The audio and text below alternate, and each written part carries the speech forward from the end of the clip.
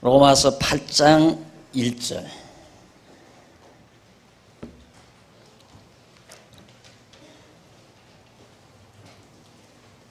그러므로 이제 그리스도 예수 안에 있는 자에게는 결코 정죄함이 없나니 이는 그리스도 예수 안에 있는 생명의 성령의 법이 죄와 사망의 법에서 너를 해방하였음이니라. 해방하였음이라. 2절까지 봉독했습니다. 지난 시간까지 우리는 하나님께서 우리를 의롭다고 하신 그 의의 성질에 관하여 살펴봤습니다. 은혜의 선물의 성질을 지니고 있고 그리스도와 연합관계에 있다는 사실, 그리고 죄에서 해방되고 율법에서 벗어나고 했지만은 육신은 아직 우리가 살아있는 동안 죄의 법을 섬기며 사는 것이 오늘 우리가 하나님 앞에 의롭다함을 얻은 의의 성질이라는 사실을 밝혀드린 바 있습니다. 오늘부터는 그 주보에 나온 대로 한쪽 가로 3번 의의 결과입니다.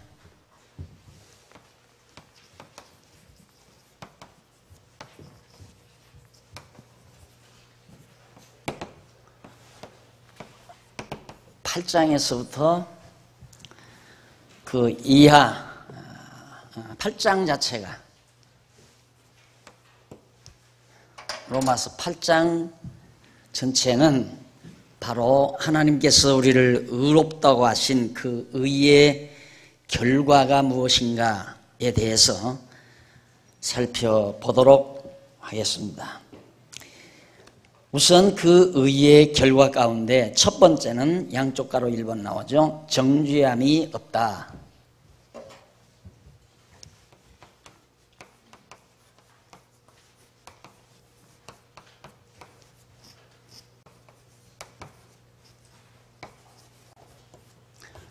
(8장) 1절부터 그 이하 11절까지네.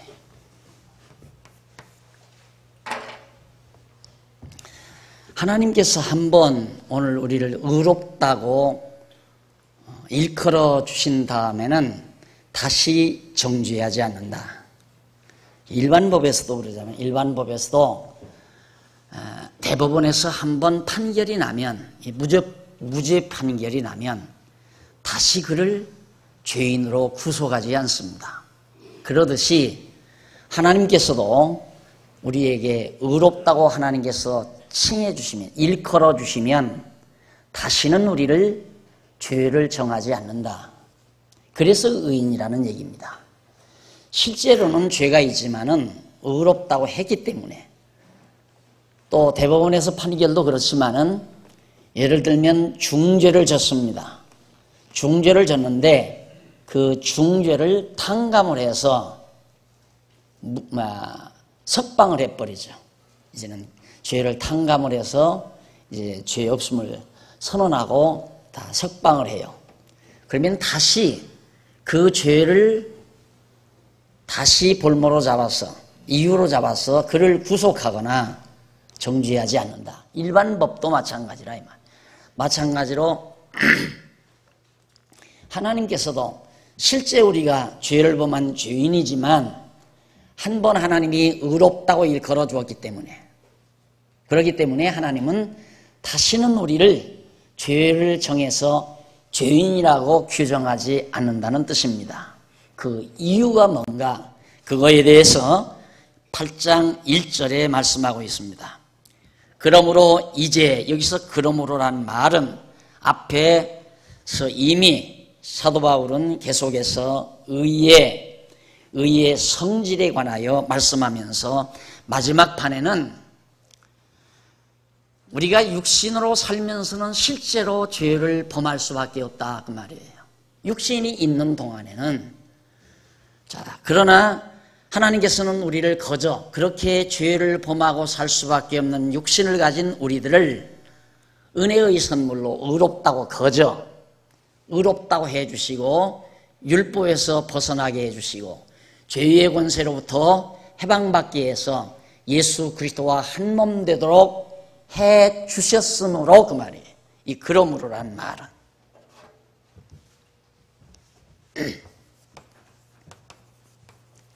그러므로란 말은 뭐 했으므로 그 말이죠. 여기서 뭐 했으므로란 말은 의의 성질을 가리키는 거예요. 앞에서 제가 의의 성질을 계속 말씀드렸잖아요. 그 의의 성질이 하나님은 거꾸로 이제 설명한 내용을 거꾸로 말을 하면 우리는 육신을 가지고 있기 때문에 육신이 있는 동안에는 죄의 법을 섬기며 산다. 죄를 짓는다 이 말이에요. 그렇지만 죄를 짓지만은 하나님께서는 이미 우리를 죄의 법에서 벗어나게 했고 율법에서 해방시켜 주셨고 그리고 예수 그리스도와 한 몸이 되게 해 주셨고 나아가서는 우리에게 의롭다고 하시는 것을 은혜의 선물로 허락해 주셨다. 그래서 우리는 의인이 된 것이다 이 말이죠. 그러므로 그 말이에요. 그렇게 의인이 되었으므로 첫째, 정죄함이 없다. 죄를 정함이 없다 그 말이에요. 우리가 인간 사회에서는 그렇습니다. 어떤 강도 절도범에 대해서 이미 면죄부를 허락하면 그 죄를 다시 그것을 이유로 잡아서 벌하지는 않습니다.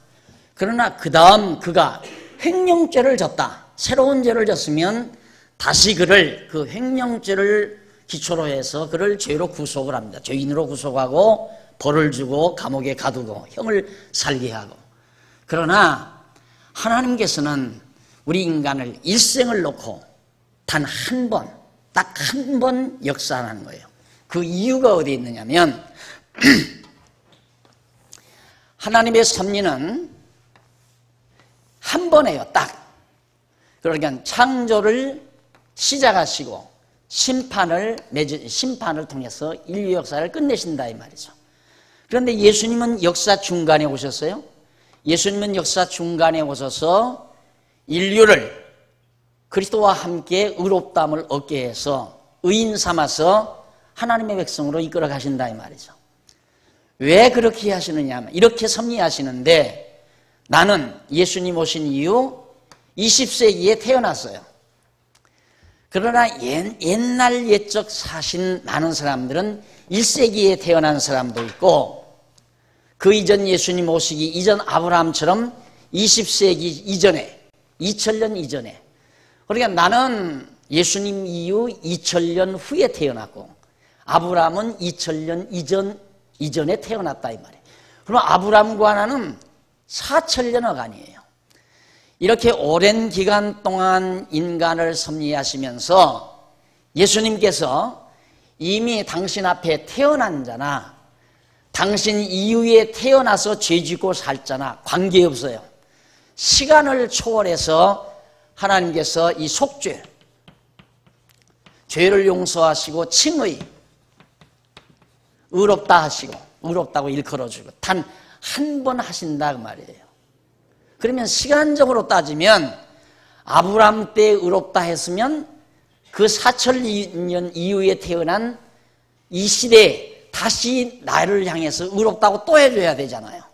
그런데 그것은 시간 세계에서 반복되는 일이기 때문에 하나님의 칭의는 영원한 것이고 속죄도 영원한 것이기 때문에 시간과 관계없이 역사상 단 한 번 주님이 오셔서 온 자들이나 과거에 태어난 자들이나 당신 이후에 태어날 자 모든 인류의 죄를 대신해서 속죄해 주시고 당신에게 속한 자들을 향해서 의롭다고 단 한 번 해주신다 그 말이에요.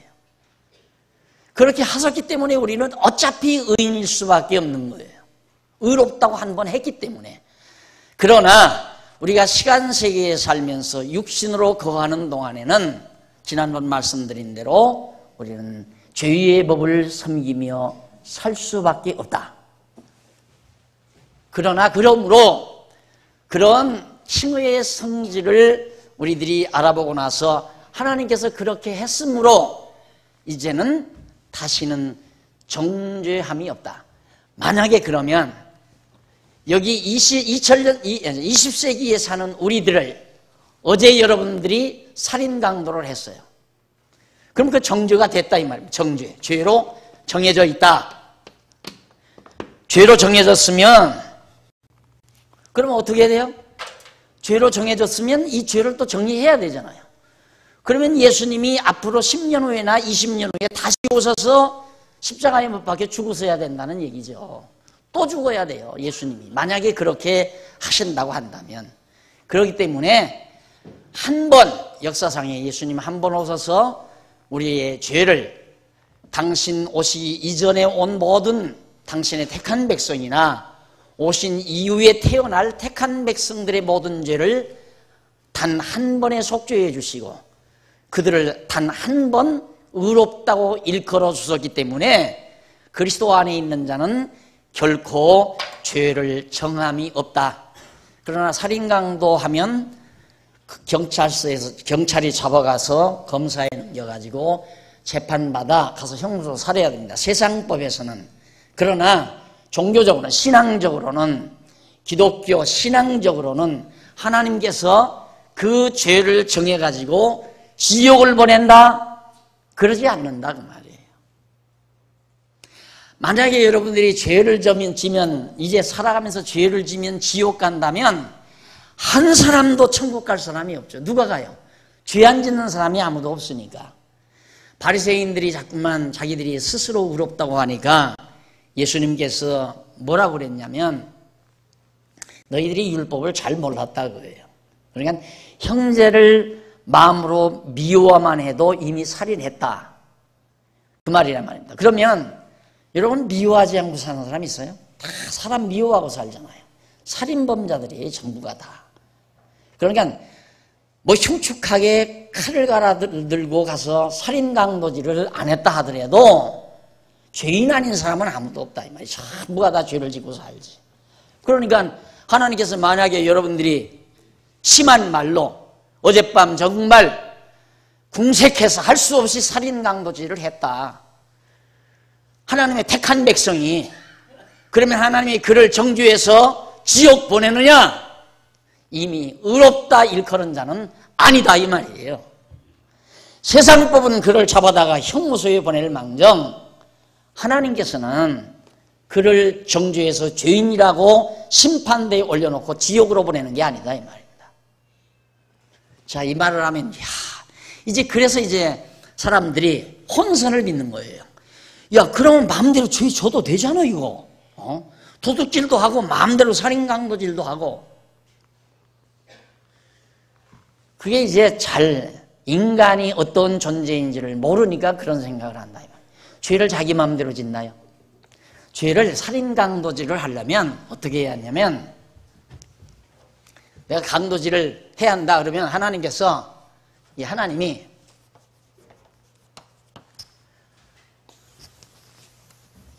당신의 택한 백성을 마귀에게 사단에게 폭 집어넣어줘야 돼요. 자, 예를 들어서 우리가 지금 우리들이 이 정도 됐다. 이건 일부는 육체에 속해서 사단의 어두운 사단의 영에 사로잡히고 이만큼은 성령의 소욕에 이만큼 신앙이 자랐다고 합니다. 이건 영의 소욕. 이건 육의 소욕이라고 합니다. 이 육의 소욕, 이 부분은. 자, 우리들이 지금 이렇게 살아가는데, 이렇게 살아가기 때문에 육신의 소욕이, 강도질을 하고 싶다. 돈이 없으니까 강도질을 하고 싶다. 이 마음이 들어가다가도 성령의 소욕이 이놈아, 안 된다라고 짓눌러버리면 강도질을 하려다가도 안 해지게 돼요. 그러나 하나님께서 나를 완전히 사단의 종로로 타도록 사단에게 맡겨버리면, 즉 욥을 하나님이 사단에게 맡기듯이 맡겨버리면 사단이 자기 마음대로 우리를 이제 도둑질도 하게 하고 강도질도 하게 하고 그렇게 하는 거라고 말이에요. 그러니까 살인 강도질을 아무나 하는 게 아니라 하나님이 너는 한 번 마귀 종노릇을 해봐야 된다 해서 하나님께서 우리를 마귀에게 사단에게 맡겨버리면 사단이 우리로 하여금 그런 범과를 행하도록 하시는 겁니다. 그러나 그리스도 안에 있으면, 성령 안에 있으면 절대로 하고 싶은 마음 자체가 안 나타난다고 말이에요. 하고 싶은 마음 자체가.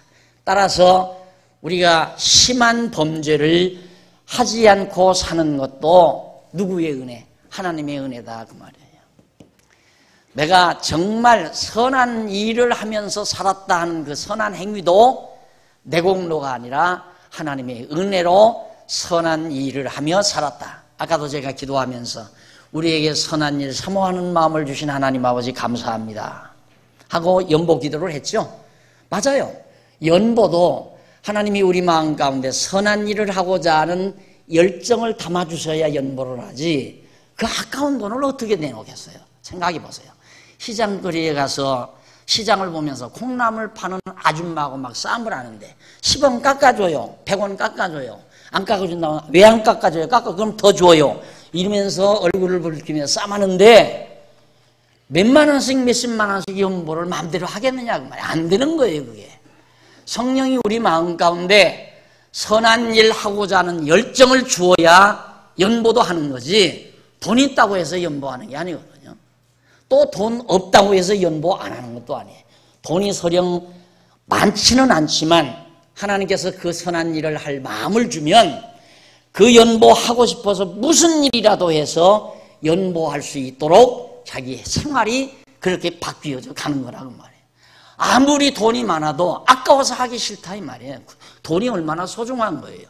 이 세상 사는 모든 사람들이 돈 때문에 사는데, 돈 때문에 땀 흘리고 돈 때문에 전부가 다 삶의 목적이 돈이다시피 하는데 그 아까운 것을 어떻게 몇만 원씩 몇십만 원씩 몇백만 원씩 그렇게 내놓느냐 이 말이에요.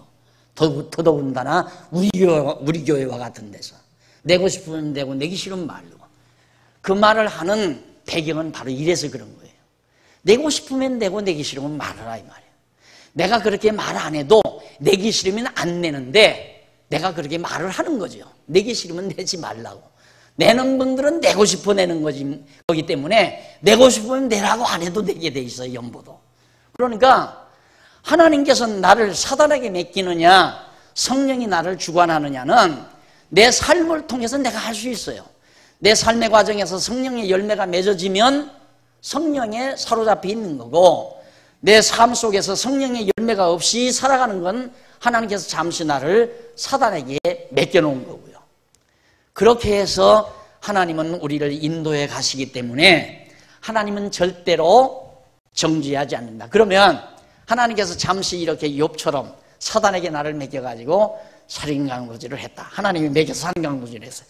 그러면 이를 정죄를 해서 너 죄졌으니까 너는 내 자식 아니다. 그게 아니라 이 말이에요. 아버지가 탕자를 내보냈어요. 왜? 내보내는 것은 아버지의 관여를 받지 아니하고 가서 쉽게 말하면 이 경우로 말하면 사단이 시키는 대로 한번 네 멋대로 살아와라 그 말이에요. 그래서 탕자가 나갔잖아요. 나가서 전부 아버지의 뜻과는 반대되게 살죠. 허랑방탕하고 노름하고 술바지하고 그러면서 가지고 간 재산을 다 탕진합니다. 그리고 알거지가 돼서 병들어 돌아와요. 죄 많이 짓고 왔잖아요. 따지고 보면 아버지 입장에서 볼 때 엄청난 죄를 짓고 온 거예요. 재산 다 탕진했지, 병들었지, 정말 형편없이 거지가 됐지. 그래가지고 돌아왔는데 아버지가 따져 물었는가? 한마디도 안 따져 물어요. 돈 어떻게 했느냐? 어느 놈이 뺏어가느냐? 너 장사해서 얼마나 남겼느냐? 다 잃어버렸습니다. 이놈아, 몽둥이를 가지고 패서 내쫓은 게 아니라 이 말이에요. 내 아들아 하고 다 얼싸안아 버렸죠. 왜 하나님께서 하나님의 택한 백성들을 사단에게 맡기는가?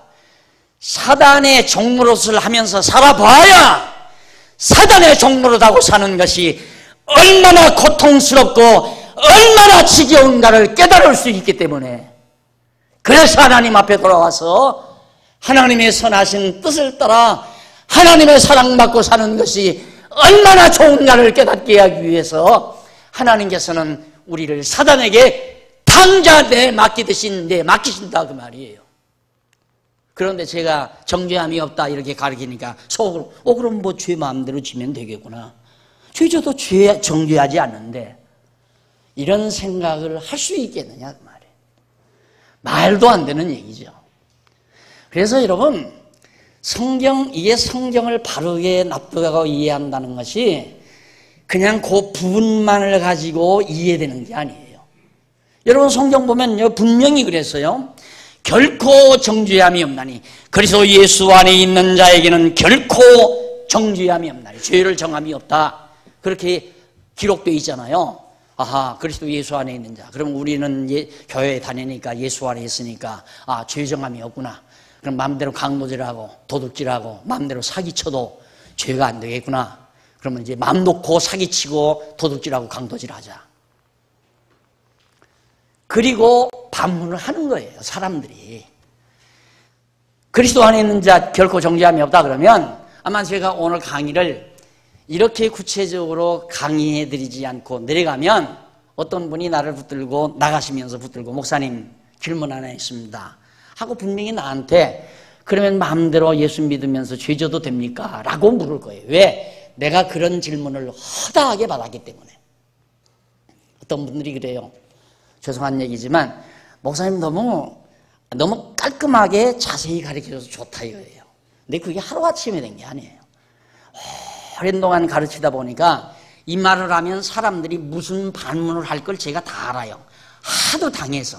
그러니까 그게 반문을 받으니까 자연히 그에 대한 해답을 또 연구해야 되잖아요. 그러다 보니까 그게 쫙 정리가 돼서 오늘 여러분들에게 지금 이 말을 하는 거예요. 왜 하나님이 우리를 가끔 사단에게 매겨가지고 보세요. 교회 잘 다니는 집사, 교회 예배당 잘 다니는 성도를 갑자기 어느 날 갑자기 삐지게 만들고 어느 장로가 미워지고 어느 목사가 미워지고 권사가 미워지고 교회가 가기 싫고 나 그놈의 교회 안 나간다. 그럼 여기도 안 나오고 저기도 안 나오고 그리고는 슬슬 세상과 젖어서 살아간다 이 말이에요. 그거 그냥 그러는 게 아니에요. 하나님께서 그렇게 맡기는 거예요. 왜? 그래도 장안중앙교회 다니면서 마음을 모으고 뜻을 모으면서 신앙생활하면서 하나님의 선하신 뜻을 향해서 살 때가 참으로 기뻤구나. 그걸 깨닫게 하기 위해서 그래요.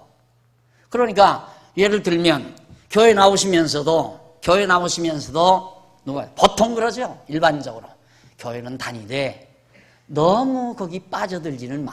이런 말 많이 하잖아요. 사람들이. 그냥 적당히 다니라. 교회는 그냥 적당히 주일 오전 시간 그냥 그것도 오전 시간 막 북도할 때부터 그렇게 들어가지 말고 그냥 한 10분 20분 좀 늦게 가더라도 그때 설교 시작 전에 목사 딱 기도할 때 있잖아. 그때 가만히 싹 들어가서 설교나 그냥 잘하나 못하나 설교나 듣고 그냥 좀 여유 있으면 돈이나 몇 푼 그냥 연복교에다가 그냥 호주머니 돈에서 이렇게 내고 그리고 나와도 예수 믿는 거 아니냐 이거야. 그렇게 적당하게 믿어야지 그냥 교회에 푹 빠지면 미쳐버린다. 그러니까 그렇게 믿지 말라. 그래서 비교적 머리가 영특하다고 스스로 생각하는 사람은 교회 일에 바짝 다가서지 않습니다. 왜? 한국 교회가 그랬으니까. 이게 바짝 다가서다 보면 이용당하고 말아요. 그러니까 자기 딴나 턱 영특하다고 생각하는 분은 적당한 선에서 열심도 안 내고 뭐 교회를 크게 동참할 필요도 없고 적당히 시간 있으면 좀 나오고 돈 있으면 몇 푼 마음 내키면 그냥 몇 푼 내고 없으면 말고 또 내기 싫으면 안 내고 교회도 가기 싫으면 안 가고 그렇게 적당하게 그런 분들에게 정말 그리스도와 한 지체를 이루어서 선한 일을 위하여 함께 땀 흘리고 수고하고 진리를 위해서 살아가는 것이 얼마나 그리스도 안에서 사는 것이 기쁘고 즐거운 것인가를 깨닫게 하려면 하나님께서 어떻게 하시겠어요? 이런 방법을 쓸 수도 있잖아요. 이런 방법을. 그래서 깊은 사단의 늪에 빠지게 만들어서 세상 쾌락, 세상 영화를 위해서 살면서 모두 육체도 모든 영혼도 다 갈기갈기 만신창이가 되도록 만들어 가시는 하나님. 그래서 아버지 집이 참으로 좋았는데 그래서 어정어정 그렇게 사시던 분은 그냥 한 60 넘어서서 죽을 날 점점 가까우면 내가 이렇게 살아서는 안 되겠는데 이러면 안 되지. 안 돼. 그래서 60, 70쯤 어정어정 교회를 찾아 들어옵니다. 하나님께서 우리를 의롭다 하는 것은 나 태어나기도 전에, 역사상으로 볼 때는 우리의 입장에서는 나 태어나기도 전에, 예수님 오시기 이전의 사람들은 세상 만물을 창조하기도 이전에, 물론 궁극적으로는 영원 전에, 영원 안에서 우리를 의롭다고 다 했어요. 그래서 선택했다 이 말. 영원 전에 선택했다. 하나님께서 당신의 백성 될 자를 전부 다 영원 전에 선택했다. 선택해놓고 영원 전에 우리를 의롭다고 일컬었다 이 말이에요. 그것을 계시세계에서 계시해 주는 겁니다. 내가 이렇게 너희 죄를 속죄해서, 내가 십자가에 못 박혀 죽어 너희 죄를 이렇게 속죄해 주고 너희를 의롭다고 일컬어 주었다. 그건 실제적으로는 영원전에 다 한 거예요. 그걸 아브라함에게 믿음으로 의롭다고 일컬어 주는 거고, 예수 그리스도를 통해서 아브라함도 예수를 믿고 의롭다함을 얻고, 오실 예수를 믿고, 오늘 우리는 오신 예수를 믿고 의롭다함을 얻는 거고, 계시세계에서 있는 일이에요. 그러나 실제적으로는 영원 안에서 이미 의인 다 된 거예요, 우리들이 다. 그런데 하나님께서 의인인 우리를 이 세상에 보내서 죄의 권세에게 맡긴 거죠. 사단의 권세에게 맡겨가지고 이 세상에서 온갖 범죄를 저지르며 살게, 고통당하게 그렇게 살아가도록 내버리셨다가 때가 되면 하나님께서 당신의 백성으로 찾아 불러가신다. 탕자를 다시 아버지 앞으로 돌아오게 하시듯이 그렇게 우리를 하나님 앞으로 돌아오게 한 거라 말입니다. 그러니까 여러분 지금 하나님 앞에 와서 하나님의 자녀, 하나님의 의로운 자녀가 됐잖아요. 그런데 장안중앙교회 나올 때부터 된 게 아니에요. 나오기도 전에, 예수도 믿기 이전에, 전혀 예수를 모르기 이전에, 그것도 이 천지만물을 창조하기 이전에, 영원 전에 하나님께서 우리들을 선택해서 하나님의 자녀로 삼아 와가지고 이 세상에 태어나서 때가 되면 예수를 믿고 의롭다함을 얻은 것을 확인받게 하는, 그러니까 제가 그 일을 해야 되잖아요. 여러분 이렇게 나오셨는데 하나님의 뜻이 성경에 있으니까 여러분이 이미 의인된 겁니다 이 말이에요. 의인된 겁니다. 여러분이 설령 지금 범죄한다 할지라도 하나님이 정죄하지 않습니다. 죄인 안 됩니다 이 말이에요. 왜? 하나님께서 한 번 의롭다고 일컬었으니까. 그러면 죄져도 됩니까? 아마 그 말 나올지 모르죠 여기도. 그 내용이. 이거 생각하시라 이 말이에요. 죄를 내 마음대로 짓는 게 아니에요. 타락을 내 마음대로 하는 게 아니에요. 교회 나오고 안 나오고가 내 마음대로 되는 게 아니에요. 성령이 나를 인도하시면 교회를 나오는 거고, 어두운 영에게 잠시 맡겨버리면 교회 안 나오는 거고, 그걸 사람이 어떻게 하느냐 이 말이에요. 그래서 내가 지난번 권사님들, 엊그제 권사님들 모시고 잠깐 다녀왔는데, 성도님들 교회 나오고 안 나오는 게 굉장히 중요하단 말입니다. 신앙생활을 아는데, 어떤 분이 신앙생활을 어떻게 하는가, 그걸 파악하는 데는 교회 출석을 제대로 하는지 안 하는지가 굉장히 중요하다 이 말이에요. 그러면 교회 출석을 못하신 분은 왜 못했을까? 그 이유가 다 있을 거 아니에요. 그것 정도는 목회자가 알아야 되죠. 그렇잖아요. 아, 이분이 왜 안 나오셨을까? 오늘 왜 안 나오셨을까? 어디 놀러 가느라고 안 나오셨을까? 가정에 큰 우환이 있어서 안 나왔을까? 낙심해서 안 나오셨을까? 병원에 입원해서 안 나왔을까? 이유가 다 있을 거 아니에요. 그것 정도는 내가 그걸 알아야 되는데, 여전도사 두서너 명만 두면 깨끗이 알죠. 깔끔하게 알죠. 여전도사 딱 두서너 명 딱딱딱딱 지역별로 맡겨놓고 딱 오후 찬양 예배 마치면 내 책상 위에 딱 보고서 갖다 놔. 그러면 아주 깔끔하게 나오죠. 잘못하면 질책하고 잘라버리고 다른 열심히 있는 여전도사 쓰고. 그렇게 하면 다 할 줄 알아요. 다 그렇게 하잖아요. 그러면 뭐 권사 세울 거 없죠. 교회 뭐로 권사 세워요? 그냥 다 와서 하라고 그러고 그런 사람 두어서 다 하면 되죠. 그것이 잘못된 교회 행정이기 때문에 성경이 말하는 대로 그렇게 하자. 왜 그러냐면 교회 출석이라는 게 그만큼 중요하다 이 말이에요. 지금 나는 굉장한 내용을 좀 전달을 해드려야 되겠는데 왜 이걸 내가 하나님 앞에서 맡았으니까 이런 놀라운 사실을 성경에 기록해놓고 2000년 시대 2021세기를 살아가는 사람들이 이 세상 태어나서 하나님께서 성령으로 불러들였다. 왜? 지금 이 말씀 들으라고 불러들였다 이 말이에요. 성경에 있는 이 진리를 여러분들에게 듣게 하려고 오게 했다 이 말이에요. 교회를. 교회 오게 한 게 제사들이라고 오게 한 것이 아니라 하나님의 뜻을 알게 하려고.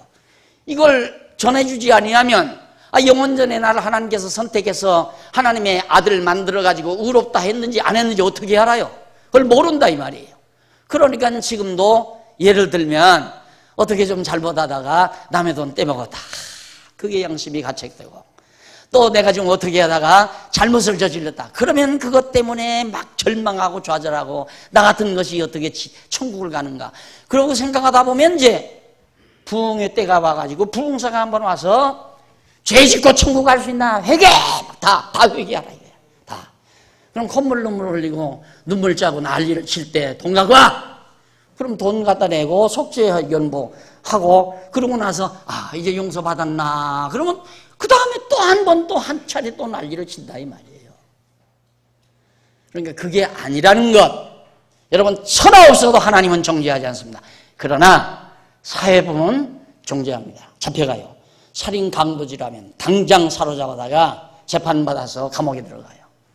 그러나 우리가 하나님께서 이렇게 잠시 깨닫게 하기 위해서 사단에게 맡겨서 범죄한 것은 정말 하나님의 선하신 뜻대로 아버지와 더불어 하나님의 사랑받고 사는 것이 얼마나 좋은가를 깨닫게 하기 위한 하나님의 섭리임을 여러분들이 명심하시고 죄는 마음대로 짓는 게 아니다. 하나님이 우리를 잠시 사단에게 맡겨야 죄를 짓는다 이 말이에요. 그걸 어쩔 수가 없는 거예요. 아무리 내가 죄 짓지 말라고 강단을 외쳐댄다고 해서 죄 안 짓는 거 아니고요. 아무리 죄지라고 중주먹을 대도 내 마음대로 죄 저지는 거 아니에요. 지기 싫은데 어떻게 죄를 져요? 네, 나타나는 현상은 죄란 내게 불만이 우선 싹트야 돼요. 불만 싹트는 건 욕심이 싹트야 돼요. 내가 욕심이 싹트면 욕심대로 이루어지지 않으면 불만이 나와요. 그 불만을 채우는 방법이 범죄예요. 내가 만족지 못한 것을 채우는 방법은 범죄라 이 말이에요. 그러니까 욕심이라는 게 그만큼 무서운 거죠. 그러니까 내가 성령의 소욕에 붙들려 있느냐 육체의 소욕에 붙들려 있느냐는 하나님의 주관권에 달려있는 것이다 그 말입니다. 자, 그래서 그러므로 이제 그리스도 예수 안에 있는 자에게는 결코 정죄함이 없나니 왜냐? 이는 2절 나오죠. 왜냐하면 그리스도 예수 안에 있는 생명의 성령의 법이 죄와 사망의 법에서 너를 해방하였습니다. 예, 성령의 법. 성령의 법이죠. 죄와 사망의 법. 이게 이제 죄와 사망의 법 아니에요. 하나님의 법이고. 그러니까 이게 난데, 우리들인데, 일부 육체는 사망의 법에 사로잡혀 있고, 일부는 영의 소욕에, 이건 육의 소욕에 사로잡혀 있다, 이 말입니다. 육의 소욕은 사단이 도구로 쓰려고 한다. 이게 사단은 자꾸만 우리를 육체의 소욕으로 끌어들이는 거예요. 그런데 성령께서는, 성령의 법은 우리를 성령의 소욕으로 살아가도록 인도해 가시는 거고요. 그런데 왜 우리가 정죄함이 없는가? 정죄함이 없는 까닭은 그리스도 예수 안에 있는 생명의 성령의 법이 죄와 사망의 법에서 너를 해방하였습니다. 이 죄와 사망의 법, 사단의 법에서 우리를 해방했기 때문에 앞에서 말했잖아요. 그 성질에서 이미 실제적으로는 해방을 한 거예요. 그렇기 때문에 우리가 정죄함을 받지 않는다. 그런 뜻입니다. 그러면서 3절 율법이 육신으로 말미암아 연약하여 할 수 없는 그것을 하나님은 하시나니 곧 죄를 인하여 자기 아들을 죄 있는 육신의 모양으로 보내사 육신의 죄를 정하사 육신을 쫓지 않고 그 영을 쫓아 행하는 우리에게 율법의 요구를 이루어지게 하려 하심이라. 자, 율법이 육신으로 말미암아 연약하여 할 수 없는 그것을 우리 육신이 연약하기 때문에, 약하기 때문에 우리는 못해요. 하나님의 뜻대로 살 수 없고 여전히 죄 아래서 범죄하며 사는 경우가 있다 이 말이에요. 연약하기 때문에, 육신이 연약하기 때문에. 그런데 그걸 누가 하시는가? 하나님은 하신다 이 말이에요. 그걸 하나님은 하신다. 인간 우리는 못해도 하나님께서는 하시는데 어떻게 하나? 곧 어떻게 하느냐 하면 죄를 인하여 자기 아들을 죄 있는 육신으로 보냈다. 예수 그리스도를 죄 있는 육신으로 보내서 우리 대신, 바로 다 죄를 위해서, 우리의 죄를 위해 대신 육신의 율법의 요구, 율법이 요구하는 바대로 예수님이 십자가에 못 박혀 죽으셨다 그 말이에요. 율법의 요구는 죄값은 사망이거든요. 죄지면 죽으라. 그게 율법의 요구예요. 근데 우리는 육신이 연약해서 그걸 이룰 수가 없어요. 율법의 요구대로 살 수가 없다면, 율법대로 우리는 지켜 행하며 살 수가 없어요. 그러니까 예수님께서 오셔서 우리가 지은 모든 죄를 대신해서 율법의 요구대로 십자가에 죽어주셨다 이 말이에요. 그 하나님께서 그렇게 해주셨다. 그러면서 4절 보십시다. 죄를 정하사 육신을 쫓지 않고 그 영을 쫓아 행하는 우리에게 율법의 요구를 이루어지게 하려 하심이라. 율법의 요구가 죄졌으니 죽어라. 우리에게 죽음을 요구하는데 그 죽음을 예수님께서 대신 들어주셨다 그 말입니다. 율법의 요구대로. 누구에게? 누구를 위해서? 오늘 그리스도 안에서 사는 우리들을 위해서. 5절 하려 하심이니라. 그러면서 5절 육신을 쫓는 자는 육신의 일을, 영을 쫓는 자는 영의 일을 생각하나니 육신의 생각은 사망이요 영의 생각은 생명과 평안이니라. 아주 간단해요. 내가 영의 생각을, 영에 속한 생각을 하고 사는가, 육에 속한 생각을 하고 사는가. 결과를 보면 평안하면, 내가 늘 생활 속에서 거기 나오잖아요. 영의 생각은 생명과 평안이다. 평안함이 있으면 영에 속한 사람이에요. 그러나 평안하지를 못하고 근심, 걱정, 염려, 탐욕 이런 마음들이 있어서 내 마음을, 내 심령을 괴롭히면 그건 육의 생각을 하기 때문에. 육의 생각은 근심, 걱정으로 나타나요. 영의 생각은 평안함으로, 기쁨과 평안함으로 나타나는 거예요. 즐거움과 평안함, 기쁨과 평안함. 이게 영의 생각이에요. 그래서 가장 신앙생활을 안전하게 하는 방법은 아니지만 내가 신앙생활을 가장 안전하게 하는가 안 하는가의 결과는 내가 감사와 기쁨과 평안함이 있는가? 그러면 잘 지금 사시는 거예요. 감사함이 있고 기쁨이 있고 평안함이 있으면 신앙생활 지금 잘하고 계신 거예요. 그러나 많이 짜증이 있고 불만이 있고 뭔가 불평불만이 이유 없어요. 이유 없어요. 목사가 잘못하는데 어떻게 불만이 없느냐? 이유가 안 가요. 그것도. 목사가 아무리 잘못해도, 장로님이 잘못해도, 권사님들이 잘못해도, 설령 잘못한다 할지라도 그것 때문에 불평불만이 조건이 될 수가 없어요. 그런데 신앙생활, 교회생활 하면서도 만사에 짜증을 부리고 비판을 하고 비평을 하고 그냥 불평불만을 터뜨리는 성도들 있잖아요. 신앙생활 지독하게 못하는 사람이에요. 천하 없어. 아무리 실력이 좋은 것 같아도 말 잘하고 또 그런 사람일수록 어떻게 또 그렇게 말이 청산유수처럼 잘 나오는지 몰라. 교회 불평불만 짜증 막 그렇게 하고 저렇게 하고 하면서 예의야단치는 사람. 근데 진짜 교회를 사랑하는 사람은 그거 아니에요. 자기는 일단 설령 교회가 행정을 잘못하고 뭔가 불만이 있다 하더라도 자기 신앙만은 편안함이 있어야죠. 감사함이 있고 즐거움이 있고 평안함이 있으면, 예를 들어서 목사가 잘못한다. 무슨 목사가 행정을 잘못하다든가 말씀을 잘못한다든가 생활이 건덕스럽지 못하다면 내 마음이 편안하니까 공격이 나오고 비난이 나오는 게 아니라 도리어 대접이 나와요. 목사님 제가 밥 한 끼 사드릴까요? 목사님 밥 한 끼 대접하고 싶어요. 그래 그럼 먹지. 그러면 맛있는 밥이라도, 안 그러면 돈이 들어가서 그거 아까우면 여기 300원짜리 커피 있잖아요. 커피 한 잔 드시겠어요? 사주면서 목사님 생활이 이렇고 이러는데 참 그게 모든 성도들에게 좀 아름답지 못한 것 같아요. 이게 사랑의 권면이에요. 그러니까 내가 기쁨이 있고 평안함이 있으면 사랑의 권면이 나가지만 내가 기쁨과 평안함이 없이 불평, 불만, 짜증이 있으면 비난과 불평이 막 푹 솟아난다. 그건 교회를 세우는 자가 아니라 교회를 허는 자예요. 그러니까 또 마음속에 감사하고 기쁨이 없는 사람은 그런 말에 혹하고 또 빨려 들어가요. 혹하고. 그 어리석은 거죠.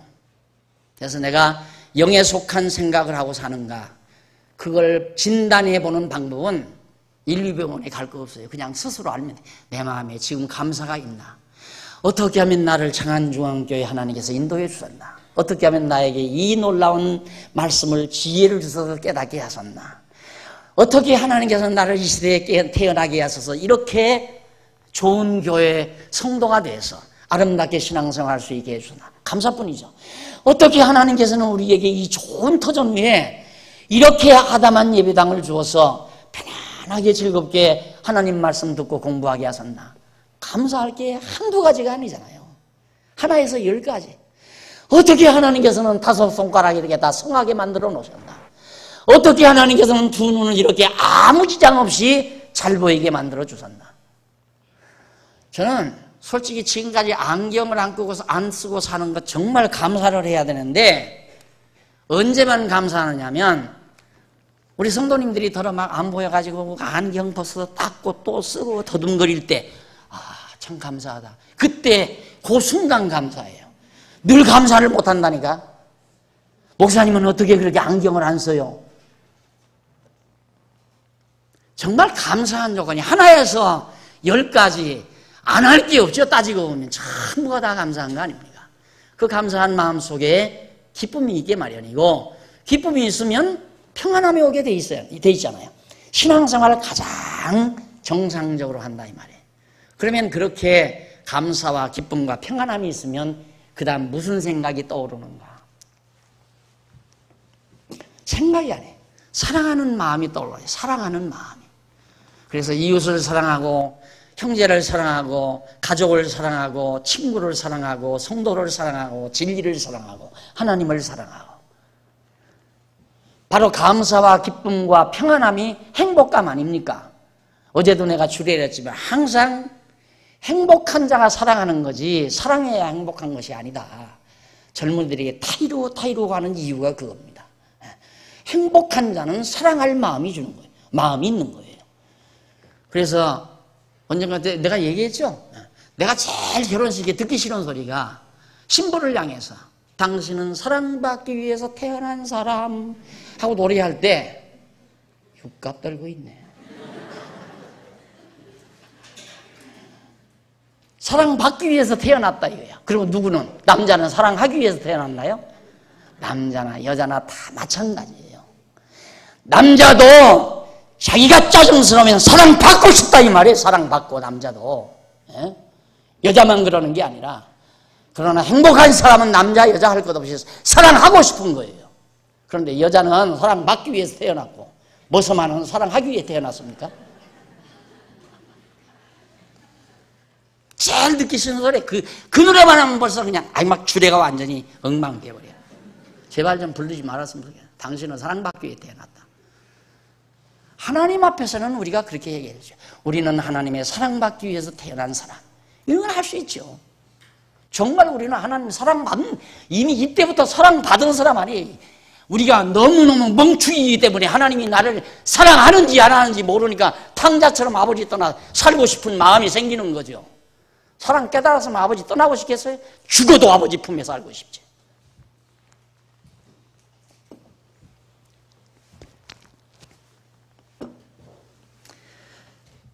이는 하나님의 법에 7절 육신의 생각은 육신의 생각은 8장 9절로부터 7절 육신의 생각은 하나님과 원수가 되나니 이는 하나님의 법의 율법에 굴복치 아니할 뿐 아니라 할 수도 없습니다. 그러니까 하나님의 법에, 이게 육신은 하나님 법에 굴복을 안 해요. 그리고 사단의 법에, 이 사단의 법에 굴복을 하지. 이게 사단이죠. 사단의 법에 육신은 굴복하지 하나님 법에 굴복도 안 할 뿐만 아니라 굴복할 수도 없어요. 육신은. 그렇기 때문에 거기 보면 육신의 생각은 하나님과 원수가 된다. 이 생각하면, 이 육신의 생각을 하면 하나님과는 원수가 되는 거죠. 왜? 사단에게 속해 있으니까. 그런데 하나님과 사단과의 관계는 상대적인 원수관계가 아니에요. 종속적 원수관계. 하나 기억해 두십시오. 상대적 원수가 아니라 종속적 원수관계다. 그러니까 사단은 하나님에게 종속이 되어 있으면서도 원수관계가 되는 거예요. 왜? 사단은 하나님이 악한 날에 적당하게 쓰시려고 지어놓은 존재이기 때문에 그런 의미에서 종속적 원수관계가 되는 거다. 이게 상대적 원수관계는 대립되는 거지, 완전히. 대립돼서 서로 맞부딪히고 도저히 막 상대적이기 때문에 누가 누구를 이길 수도 없는 아주 막강한 두 세력, 이원론적인 사고예요. 이 상대적 원수관계라고 한다. 이 종속적은 하나님에게 게임도 안 돼요. 이 사단은 도리어 하나님이 필요해서 쓰시려고 만들어 놓은 악한 날에 하나님께서 적당하게 쓰시기 위해서 만들어 놓은 존재가 사단이란 말입니다. 그러니까 종속된 하나님께 예속된 존재라 이 말이죠. 그래서 학술적으로 표현하자면, 우리 성경신학적 학술적 용어로 표현하자면 종속적 원수관계다. 그래서 여기서 사도 바울이 하나님과 원수가 된다라는 말은 종속적 원수관계를 뜻하는 것이다. 이는 하나님의 법에 굴복지 아니할 뿐 아니라 할 수도 없습니다. 육신의 소욕이, 또 죄의 법이 하나님의 법에 순종할 수는 없어요. 그건 죄의 법 순종하도록 하나님께서 만들어 놓으셨으니까. 8절, 육신에 있는 자들은 하나님을 기쁘시게 할 수 없느니라. 당연하죠. 육체의 소욕에 있는 자가 어떻게 하나님을 기쁘시게 하겠습니까? 기쁘시게 할 수가 없죠. 영에 속한 자라야 하나님께 기쁘시게 할 수 있는 거지. 그러니까 결국 탕자가 아버지 집을 떠나서 사단에게, 다시 말해서 세상 돼지우리 나갔을 때에는 아버지 기쁘게 못하잖아요. 아버지 항상 아들 기다리고 있었잖아요. 늘 아들 돌아오기를. 아버지에게 기쁨을 못 준 거죠. 그런데 탕자가 아버지 집으로 돌아가니까야 아버지에게 기쁨이 있고 자기에게도 기쁨이 있는. 그래서 절대 육신에 있는 사람은, 돼지우리에 가 있는 사람은 하나님을 기쁘시게 할 수 없다. 자, 그 다음 9절로부터 8장 9절로부터 11절까지 그리스도께서 우리 안에 계셔서 영으로 살게 하신다라는 말씀을 해주고 계십니다. 정죄함이 없다라는 말씀에서, 그러면 하나님께서 정죄함만 없게 하는가? 죄를 정함이 없이 해주실 뿐만 아니라 우리로 하여금 그리스도 예수 안에 계셔서, 그리스도께서 우리 안에 계셔서 영으로, 성령의 소욕 따라, 영의 소욕 따라 살아가게 해주신다라는 의미의 말씀이 9절로부터 11절에 나옵니다. 한번 읽어보십시다. 9절, 만일 너희 속에 하나님의 영이 거하시면, 우리 속에 성령이 거하시면 너희가 육신에 있지 아니하고 영에 있나니 누구든지 그리스도의 영이 없으면 그리스도의 사람이 아니라. 당연하죠. 오늘 우리 안에 성령이 항상 내주에 계세요. 그러니까 부흥회에 가서 성령 받을 필요 없어요. 늘 함께 계시는데. 그런데 이 부흥회는, 한국의 이 오순절적 부흥회는 왜 그런 현상이 나오느냐면, 우리 안에 이렇게 성령이 항상 우리 안에 내주하시는 것으로 생각지 않고, 우리가 조금만 잘못하면 이 육신의 소욕이 있어, 육신의 소욕대로 조금만 행동하면 성령이 이렇게 떠난다 이거예요. 떠나버렸다. 그래서 성령이 없어졌다 이거예요. 그러니까 가서 애기하고 잘못했습니다 하고 통에 잡아가고 눈물 콧물 다 흘리고 그렇게 하면 성령이 다시 온다 이거죠. 그래서 부흥이라는 게 생긴 거예요. 아니에요. 우리 안에 성령의 역사와 악령의 역사, 다 육체의 소욕과 영의 소욕이 함께 늘 공재해 있어요. 두 마음이 있다 이 말이에요. 그러니까 영의 소욕이 있다는 건 내 안에 성령의 소욕이 있다는 얘기거든요. 근데 이렇게 탕자처럼 내보내는 건 잠시 하나님께서, 그러니까 사실 성령 받기 이전에, 성령이 우리 안에 내주하기 이전에, 예수를 믿고 성령이 내주하기 이전에는 전부 다 돼지우리에서 사는 거죠.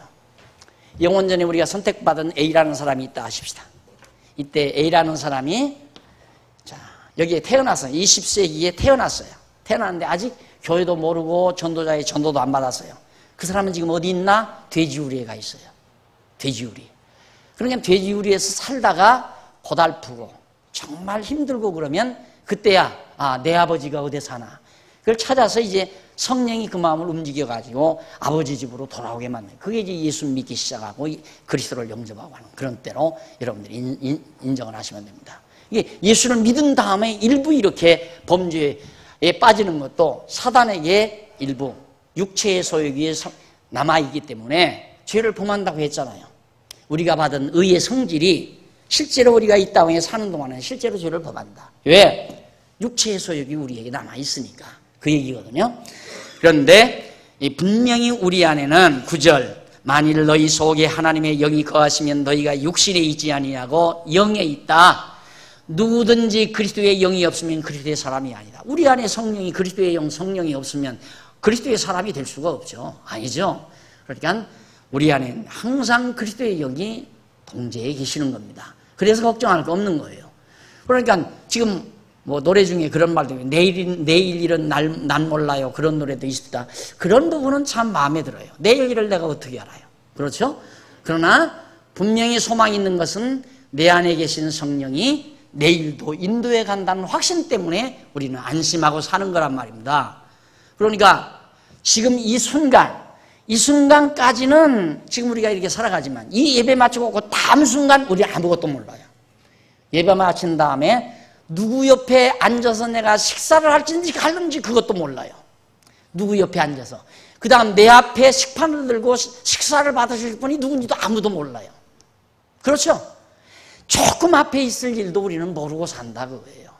그렇지만 우리가 답답하거나 염려함이 없는 까닭은 내 안에 계신 성령께서 가장 좋은 길로 나를 인도한다는 그 한 가지 확신, 그것 때문에 성령이 항상 내 안에 계셔서 내 생각을 주관하시고 내 모든 행동을 인도해 가실 분이 내 안에 계셔서 안내자로, 내 삶의 안내자로 역사하신다는 사실을 우리는 의심 없이 믿고 있기 때문에 그래서 평안한 거예요. 보세요. 운전대 자꾸 운전하는 분은 절대 조는 법이 없어요. 졸았다면 끝나니까. 그랬는데 미련한 사람은 그래도 졸거든. 운전대 잡으려면서 왜 그렇게 밥을 많이 먹어 그래.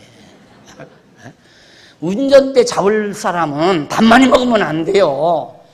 그런데 그냥 욕심스럽게 먹고 운전대 잡으니까 졸려가지고 삐끄덕하다가 그냥 꽝꽝 하고 부딪혀서 터지고 피나고 난리가 나지. 그런데 꼭 누구부터 줬느냐? 운전대 옆에 앉은 사람. 편안하거든. 편안해. 왜? 운전하는 분이 있으니까. 그러니까 졸이면 편안해야. 사랑하는 자에게 잠을 주시노다 했잖아요.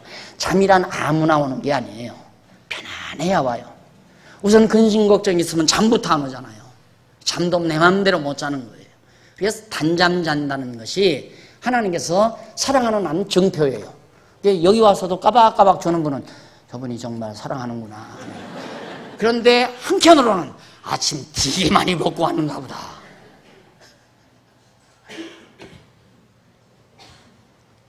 진짜 내 삶을, 내 일생을 운전해 가실 성령님이 내 안에 계시다는 이 확신 하나가 우리를 두렵지 않고 근심하지 않고 걱정하지 않고 담대하게 하고 편안하게 하고. 바울이 지금 그 말입니다. 그리스도의 영이 없으면 그리스도의 사람이 아니라 또 10절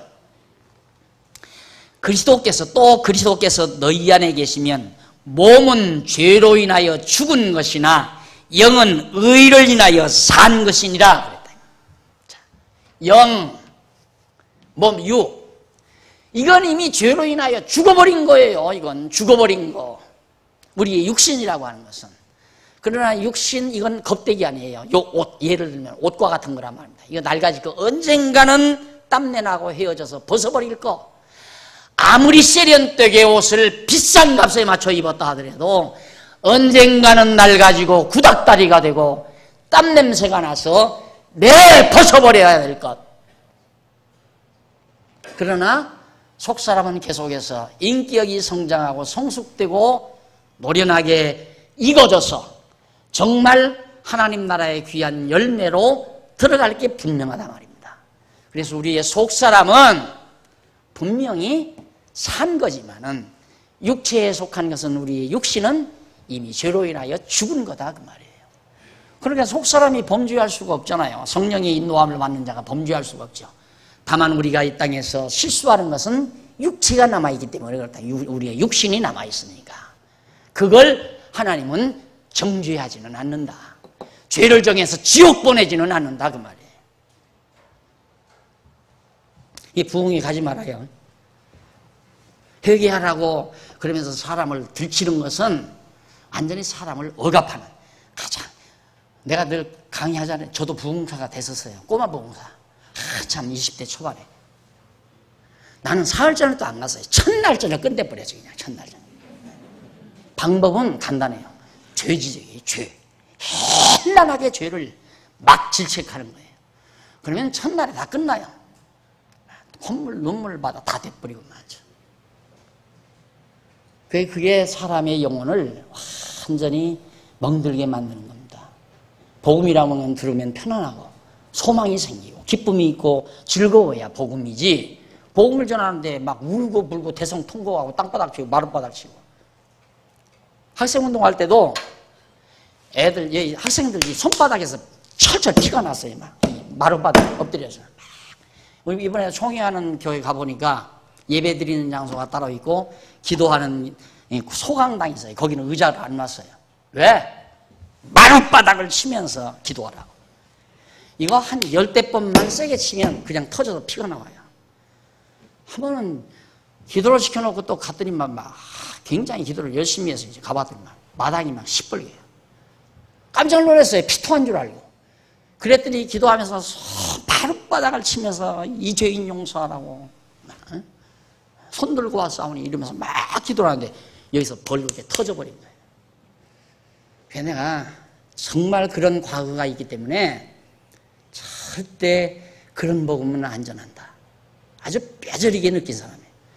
그래가지고 결국 이렇게 목회자가 돼서 여러분들에게 정말 순수한 말씀을 증거하도록 이것이 이제 그걸 모르면 그렇게 하면 많은 사람들이 막 복종하고 따르고 그러니까 그렇게 할 수 있죠. 무서운 그건 범죄행위입니다. 가리키는 자로서. 여러분 지금 들으니까 참 평안함이 있죠? 평안함이. 어젯밤 서령 또 어디 좀 담 넘어갔다 오셨더라도 이것 가지고 내가 지옥 갈 염려는 없구나. 마음에 평안함이 있을 거란 말입니다. 맞아요. 배고프면 빵가게 가서 빵도 훔쳐 먹을 수 있는 거지. 안 그래요? 아침에 나오다가 라디오 들으니까 어느 놈이 남의 꽃밭에 가서 꽃을 꺾은 거야. 그러니까 선생님이 너 왜 꺾었냐 그러니까 우리 집은 정원이 없어요. 그리고 화병에 꽃이 다 말랐어요. 그래서 꺾었어요. 안 된다. 그것도 남의 거 꺾었으니까 도둑질인 거야. 하지 마. 그거 도둑질입니까? 꽃 하나님이 그러니까 그 아이가 그래요. 이거 다 하나님 거 아니냐고. 아마 교회 그런 것 같아. 그러니까 하나님 거라도 다 사람 몫이 있으니까 안 된다. 그럼 가르치더라고요. 꽃 하나 꺾은 도둑질이나 배고파서 빵 하나 훔쳐먹은 짠발짠이나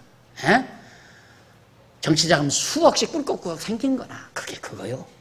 다 똑같은 거야. 꽃 하나 도둑질한 건 가볍고 수천억씩 꿀꺽꿀꺽 먹은 건 크고 우리 세상법은 크죠. 그건 다르죠. 다 비중이 있지만 하나님 앞에는 바윗돌도 물에 가라앉고 모래알도 물에 가라앉아야 안 가라앉아요? 모래알도 물에 가라앉아요. 모래도 가라앉고 큰 바윗돌도 가라앉고 하나님 앞에는 다 남의 꼬다나 훔친 죄나 수천억씩 수백 명 다 아사시켜놓고 수천억씩 먹은 그런 흉악한 흉악범죄나 다 하나님 앞에는 그죄가 그죄라 그 말이에요. 그러니까 하나님의 택한 백성 정말 정죄함이 없다는 이 말 가운데 이게 얼마나 정말 놀라운 감동입니까? 생각해 보십시오. 아버지가 자식 잘못했을 때마다 죄라고 책망해서 두들겨 패면 자식 제대로 클 놈 하나도 없어요. 너희는 죄졌으니까 너는 내 아들 아니다 호적에 긁어 파내면 호적에 아들, 딸이 있는 사람 하나도 없어요. 그런데 왜 여전히 호적에 다 있나? 다 용서하니까. 아들, 딸이 범한 죄는 용서 안 하는 죄가 없어요. 아버지가 또 죄 정해서 법관에다 갖다 고발하는 아버지가 없고요. 정죄 안 한다 이 말입니다. 마찬가지로 우리의 영원한 하나님 아버지도 우리의 죄를 정죄하지 않습니다. 다음 시간 또 만나십시다. 기도하십시다. 자비하신 아버지 하나님 감사합니다. 귀한 시간 주셔서 하나님의 놀라우신 사랑을 다시 한번 확인했습니다.